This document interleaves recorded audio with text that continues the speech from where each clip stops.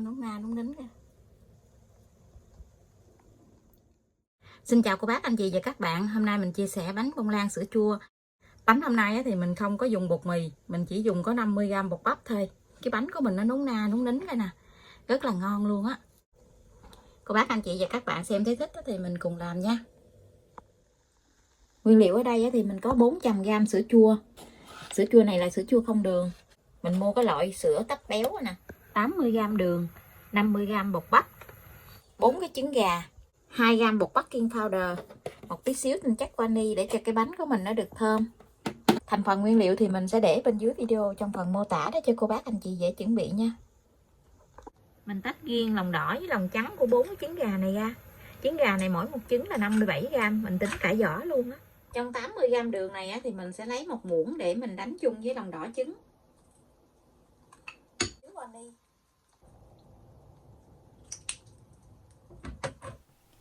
Mình sẽ đánh tan lòng đỏ với đường này ra. Khi đường với lòng đỏ này nó tan ra rồi thì mình sẽ cho 400g sữa chua vô.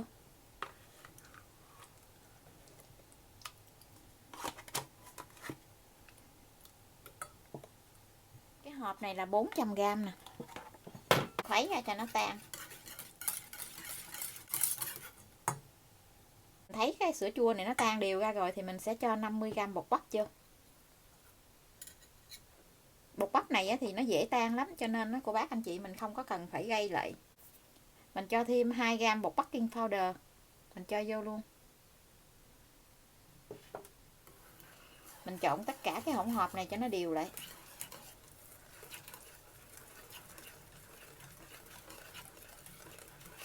Trộn đều xong rồi cô bác anh chị để qua một bên nha. Giờ thì mình sẽ đánh bông 4 cái lòng trắng trứng này cùng với lại 80g đường. Đường này thì lúc nãy mình đã lấy ra một muỗng để mình cho vào trong lòng đỏ rồi. Phần còn lại thì mình sẽ cho vào trong lòng trắng. Cái máy của mình có 3 số thì mình đánh ở số 2 nha. Mình đánh lòng trắng khi nào nó lên cái bọt bóng lớn gì thì mình sẽ bắt đầu cho đường vô. Đường này mình chia ra làm 3 lần để mình cho vô.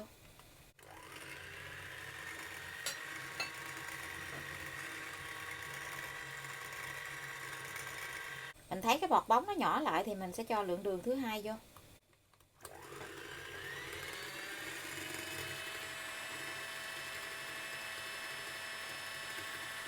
Khi bọt trứng nó mịn lại rồi thì cô bác anh chị cho lượng đường cuối cùng vô.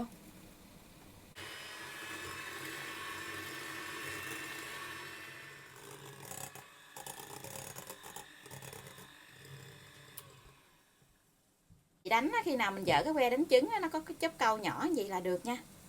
Cái chớp câu nó quặt cái đầu xuống gì nè. Như vậy là mình ngưng, mình không đánh nữa. Giờ thì mình sẽ cho phân nửa lòng trắng này qua bên cái thau lòng đỏ.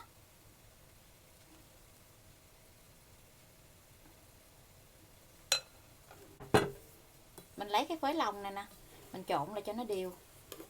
Cô bác anh chị mình trộn nhẹ tay thôi.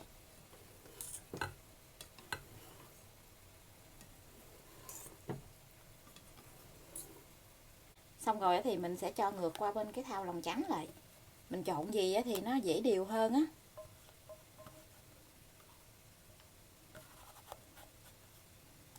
Mình dùng cái phối dẹp này mình trộn.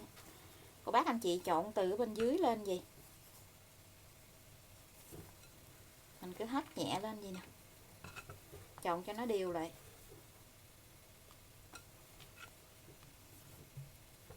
Mình trộn đều lại rồi thì mình sẽ cho vào trong khuôn để nướng luôn nha. Hôm nay thì mình sẽ nướng bằng hai cái khuôn này. Khuôn này là khuôn 15x5. Chiều dài là 15, chiều ngang với chiều cao là 5. Cho bột vô.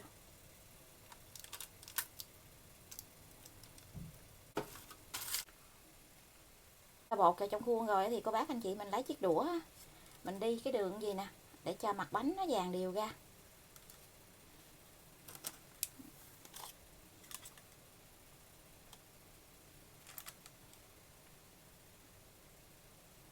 Bánh này thì mình sẽ nướng cách thủy. Cô bác anh chị mình nấu một ấm nước sôi á, mình cho vào trong cái khuôn lớn vậy nè, để mình cho cái khuôn bánh vô. Mình cho nước lên khoảng chừng 1 phân nha. Nước này đó là thật là sôi luôn. Nếu như cô bác anh chị để cái nước nguội là bánh của mình nó bị chai á, thì mình sẽ cho cái khuôn bánh vô.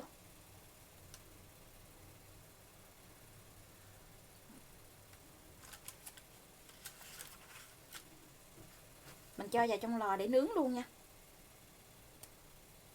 Lò nướng thì mình đã làm nóng trước 10 phút. Lò nhà mình có 3 ngăn, mình nướng ở ngăn thứ 3, tức là ngăn dưới của lò. Mình nướng ở nhiệt độ là 140 độ C. Mở 2 lửa, tức là 2 thanh nhiệt, lửa trên và lửa dưới.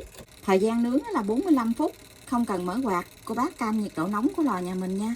Mỗi một cái lò nướng thì nhiệt độ nóng nó khác nhau á. Như cô bác anh chị hiểu ý của cái lò mình thì mình nướng bánh bông lan dễ lắm. Bánh mình đã nướng xong rồi, bây giờ thì mình sẽ hé cửa lò ra. Mình để cái bánh ở trong lò 3 phút nữa thì mình hãy lấy ra nha. Cô bác anh chị đừng có lấy ra liền. Mình lấy ra liền á, cái bánh mình nó bị sốc nhiệt á, nó dễ bị xẹp xuống lắm. Mình để ở trong lò gì nè, nó có xẹp xuống á, thì nó xẹp từ từ á, nó không có bị lõm mặt, không có bị thắt eo. Giờ mình lấy cái bánh ra khỏi lò nè. Cái bánh của mình nó nở lên quá chừng cao luôn á. Rồi nè, rất là thích luôn. Để mình lấy cái bánh ra ngoài luôn nha. Hai cái đầu khuôn này nó bị dính vô trong cái khuôn á, cho nên là cô bác anh chị mình lấy cái dao á, mình gọt ra.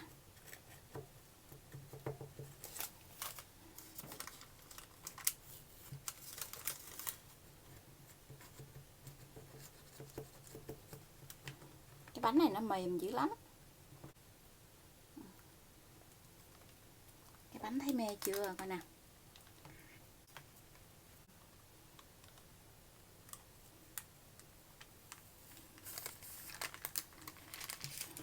Rồi coi nè. Cái bánh của mình nó núng na núng nín. Nó rất là mềm luôn á.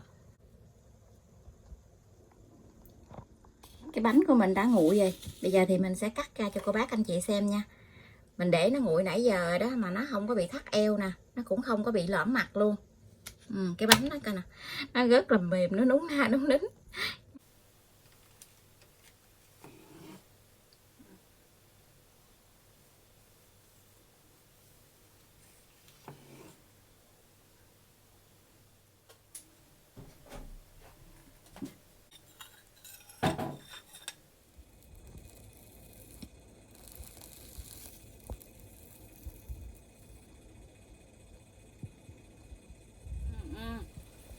Ăn nó tan trong miệng luôn á, để vô miệng khỏi cần nhai luôn. Bây giờ thì mình xin chào tạm biệt, hẹn cô bác anh chị và các bạn lại video tiếp theo. Cảm ơn cô bác anh chị và các bạn đã xem video của mình. Xin chào và hẹn gặp lại video kỳ tới.